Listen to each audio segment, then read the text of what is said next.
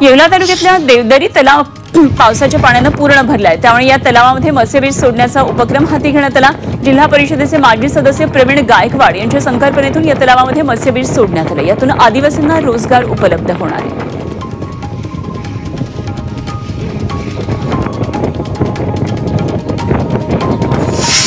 जालन्यातल्या घनसावंगीमध्ये 2 तरुणांनी सायकल यात्रा काढली आहे। अंतरवाली दाई इथं ग्रामपंचायत कार्यालयातल्या भ्रष्ट कारभाराची चौकशी व्हावी या मागणीसाठी हे 2 तरुण मुंबईला निघाले। यात्रा येवला शहरामध्ये दाखल झाली आणि येवल्यातल्या डॉ. बाबासाहेब आंबेडकरांच्या पुतळ्याला पुष्पहार अर्पण करून यात्रा मुंबईच्या दिशेने रवाना झाली।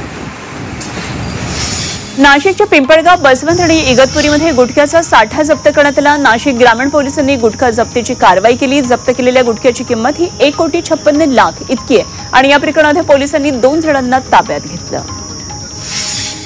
येवला शहरामध्ये गांजाची विक्री करणाऱ्या एकाला ताब्यात घेण्यात आलंय आणि स्थानिक गुन्हे शाखेने ही कारवाई केली। या प्रकरणात पोलिसांनी आरोपींकडून 2 किलो 30 ग्रामचा गांजा जप्त केला। नाशिकच्या ग्रामीण भागामध्ये सततच्या पावसामुळे बेदाणा व्यवसाय धोक्यात आला। तयार केलेला बेदाणा हा सुकत नसल्यामुळे मोठ्या प्रमाणात हा बेदाणा खराबही होतोय। बेदाणा व्यावसायिक त्यामुळे आर्थिक अडचणीत सापडलेत। नुकसान झालेल्या बेदाण्याचे पंचनामे करून नुकसान भरपाई द्यावी अशी मागणी बेदाणा व्यावसायिकांनी केली आहे।